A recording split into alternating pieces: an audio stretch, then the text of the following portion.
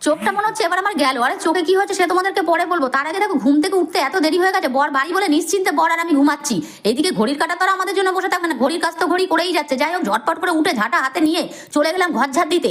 বক বক করছি বলে আমার বর উঠেই আমাকে বলছে তুমি বক বক করে দিন খারাপ করো না তো। যাই হোক আমি বক বক করছি বলে আমার বর আবার চলে গেল চা করতে। চা করে আমার বর নিয়ে আসলো। আমার বর বহুত ছিয়ান, আমার বর বুঝেই গেল যে আমার বউ কোন ফুলে সন্তুষ্ট হবে। যাই হোক চা দিল, বললো তুমি চা খেয়ে মাথা ঠান্ডা করে তারপরে কাজ করো। আমি আর আমার বর চা খেয়ে নিলাম, খেয়ে নিয়ে রান্নার দিকে চলে আসলাম জামা কাপড় ছেড়ে। তারপর রান্না করবো কি, ডাল সিদ্ধ বসিয়ে দিয়েছি, এদিকে ডিম সিদ্ধ বসিয়ে দিয়েছি। যাই হোক আমার ডালও হয়ে গেছে, কিন্তু ডিমের তরকারিটা দেখে তো মনে হচ্ছে খুবই সুন্দর হয়েছে, কিন্তু খেতে গিয়ে প্রচন্ড নুন হয়ে গেছিল।